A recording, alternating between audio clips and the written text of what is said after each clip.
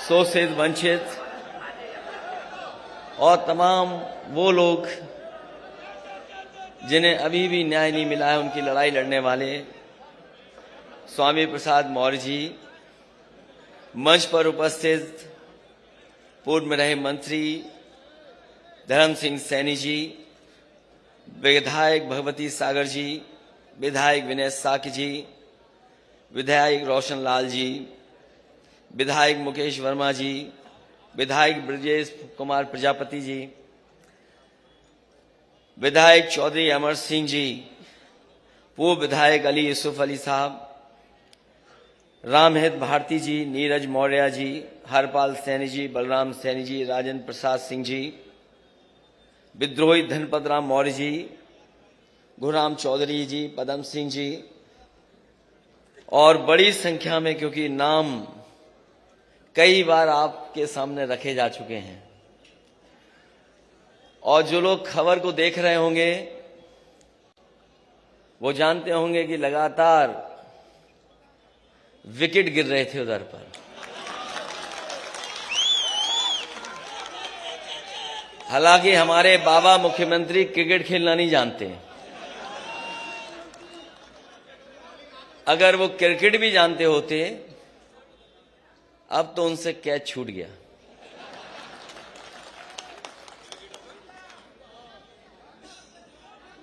इसलिए मैं सबसे पहले आदरणीय स्वामी प्रसाद मौर्य जी का बहुत बहुत धन्यवाद दूंगा। जैसा कि उन्होंने अपनी बात में कहा कि जिस तरफ वो चल देते हैं सरकार उन्हीं की बन जाती है। और इस बार भी पहले की तरह अकेले नहीं चले हैं, बड़ी संख्या में अपने साथ लोगों को लेकर के आए हैं। ये जो लोग गिनती गिन रहे थे, कभी 80, कभी 20 और कहते थे 3/4 सीटें जीत करके आ रहे हैं। अभी कुछ दिन पहले हम लोगों ने कहा था कि मुख्यमंत्री जी कोई रटने वाला अध्यापक लगा लो जो आपको रटाए, क्योंकि 4.5 साल में आपने बिजली का कारखाने का नाम नहीं रट पाए। अब मुझे लगता है कि रटने के साथ साथ उन्हें गणित का भी अध्यापक रहना पड़ेगा। ये जो 80 और 20 की बात कर रहे हैं, 80% लोग तो समाजवादी पार्टी के साथ समर्थन में खड़े ही हो गए थे। उन समाजवादी पार्टी के साथ जो गठबंधन था उसके साथ खड़े ही हो गए थे। और जिन जिन लोगों ने आज मंच को देखा होगा, इस मैदान को देखा होगा और स्वामी प्रसाद मौर्य जी की बात सुनी होगी, 20% भी उनके खिलाफ हो गए होंगे। तो अब भारतीय जनता पार्टी का सफाया होना तय है, अब कोई रोक नहीं सकता। और जो लोग 3/4 की बात कर रहे थे, सच्चाई है कि वो 3 और 4 सीट की बात कर रहे हैं।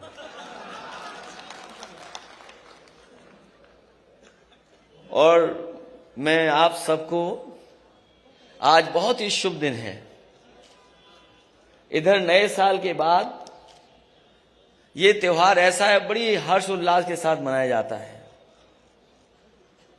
और हमें लगता है सरकार के लोगों को पहले ही पता लग गया था कि यहां पर स्वामी प्रसाद मौर्य जी के साथ, धर्मपाल सैनी जी के साथ, धर्म सिंह सैनी जी के साथ बड़ी संख्या में लोग आ रहे होंगे। हमारे मुख्यमंत्री पहले ही गोरखपुर चले गए।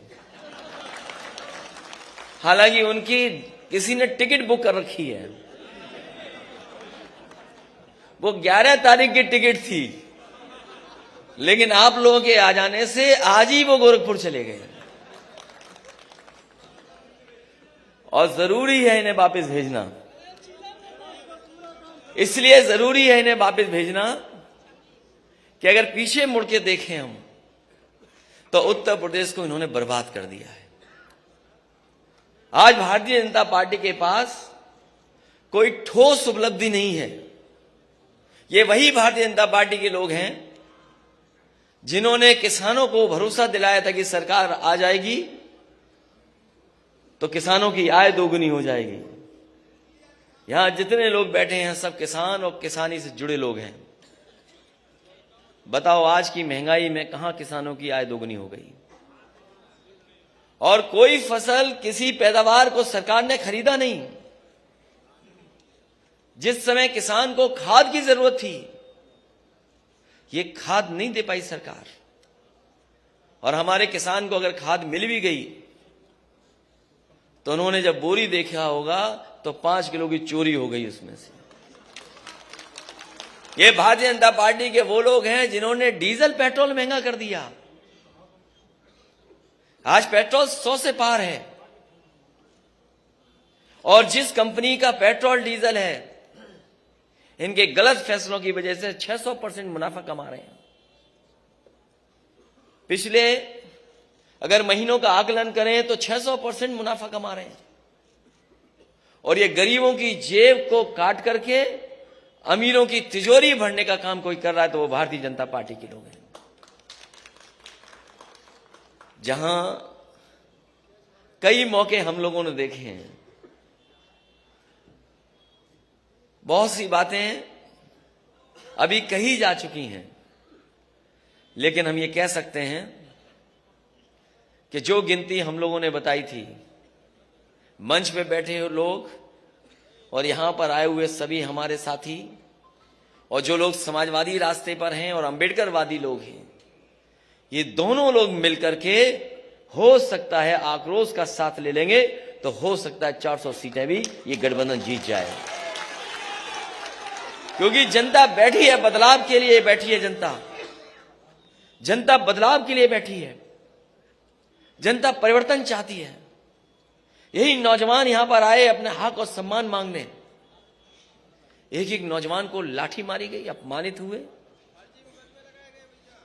और न जाने कितने लोगों को मुकदमे से डराया गया। ये भारतीय जनता पार्टी जो ठोकर राज चला रही, जो मुकदमों से डरा रही है, जैसे ही स्वामी प्रसाद मौर्य जी हमारे साथ आए, पता नहीं किस जमाने का वारंट इशू कर दिया। किस जमाने का वारंट इशू।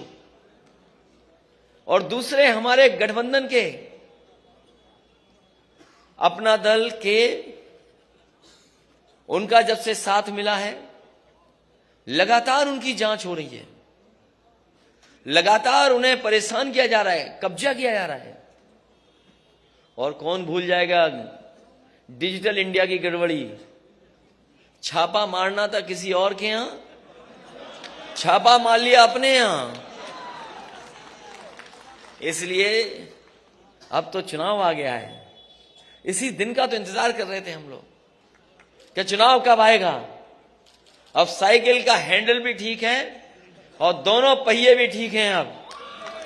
और पैडल चलाने वाले देखो कितने हमारे नौजवान साथी दिखाई दे रहे हैं। अब कोई नहीं रोक सकता रफ्तार को। जब समाजवादी और अंबेडकरवादी साथ आ गए तो कोई नहीं रोक सकता। कई मौकों पर गुमराह किया गया, कई मौकों पर नफरत फैलाई गई और कभी कभी आरोप लगाने का काम हुआ। ये लेटरल जो गिनती है, लेटरल जो एंट्री है, उस पर भारतीय जनता पार्टी नहीं बात करती। न केवल आउटसोर्स, तमाम ऐसे फैसले जो कभी सोचा नहीं था, वो फैसले भारतीय जनता पार्टी ने लिए हैं। कई बार लोग कहते हैं ये सेमीफाइनल है।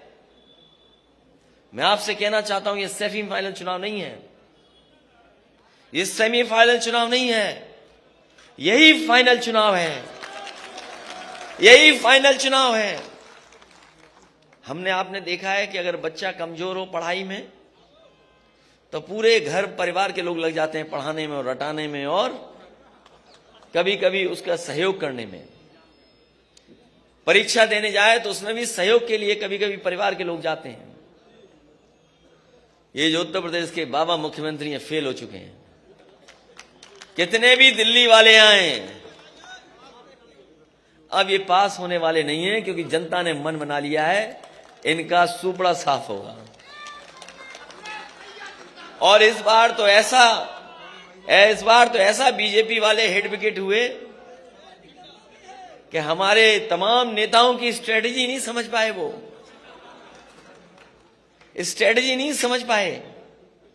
अगर स्ट्रेटजी समझ गए होते तो पता नहीं क्या करते वो लोग, न जाने कौन से डैमेज कंट्रोल में लग जाते।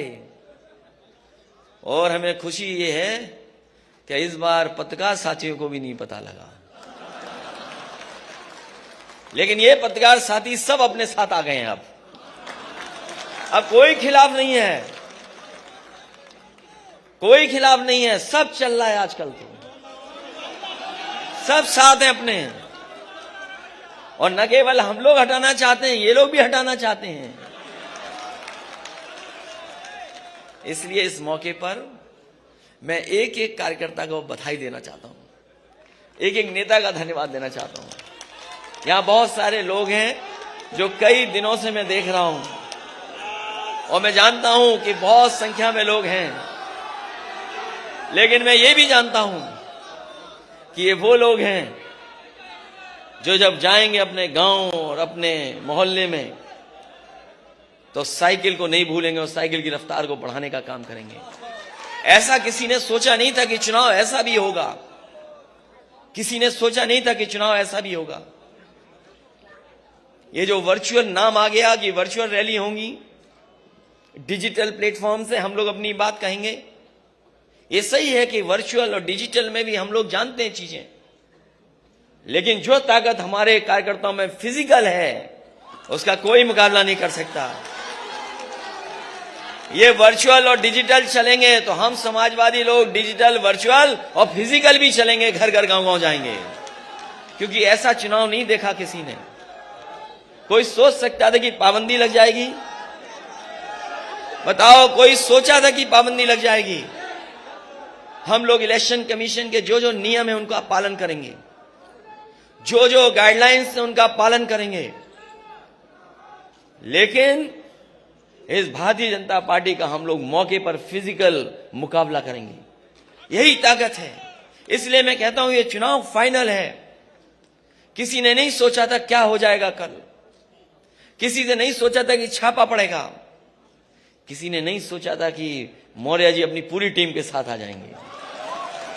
इन्होंने मनोबल बढ़ाने का काम किया, उत्साह बढ़ाने का काम किया है, और ये गिनती में बड़ी संख्या में लोग हैं। अभी तक तो स्टूल मिलता था किसी को, वो स्टूल वाले का क्या होगा?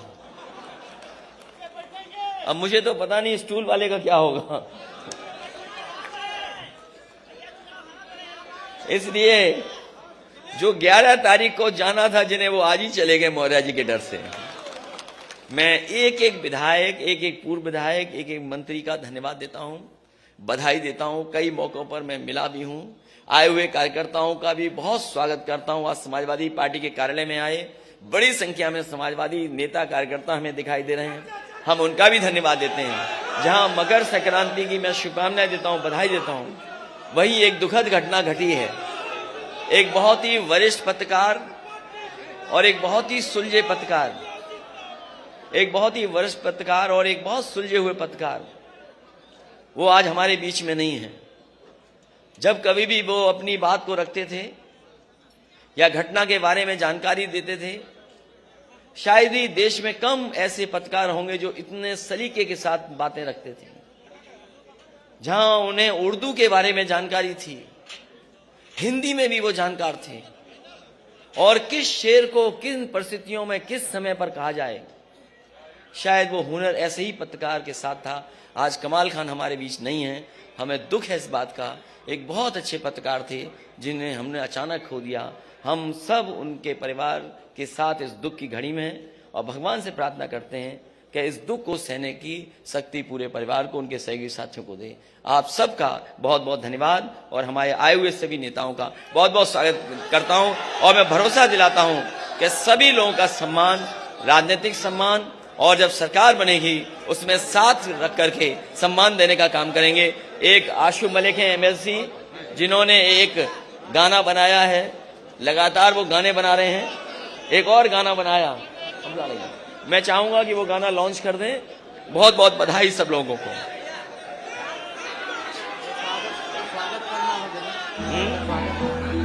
कर दो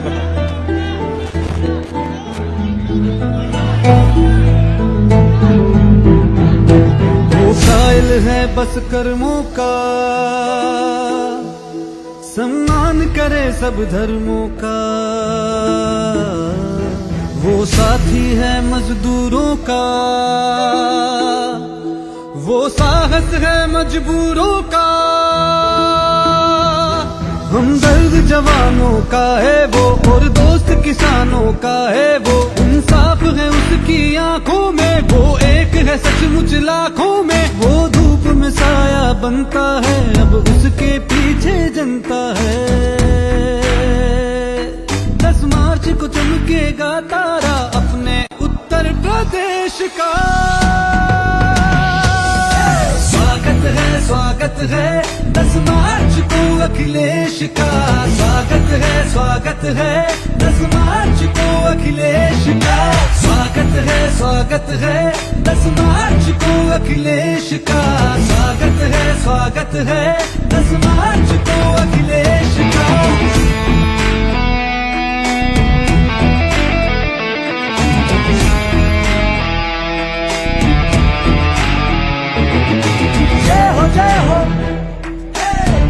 जय हो अखिलेश की, जय हो अखिलेश की। अब उसका उजाला बिखरेगा, उसे रोक लगाना मुश्किल है। आंधी से कोई जा कर कह दे, सूरज को बुझाना मुश्किल है। 10 मार्च को चमकेगा तारा अपने उत्तर प्रदेश का। स्वागत है 10 मार्च को अखिलेश का। स्वागत है 10 मार्च को अखिलेश का। स्वागत है 10 मार्च को अखिलेश का। स्वागत है 10 मार्च को अखिलेश का। स्वागत है 10 मार्च को अखिलेश का। स्वागत है 10 मार्च को अखिलेश का। स्वागत है 10 मार्च को अखिलेश का। स्वागत है 10 मार्च को अखिलेश का।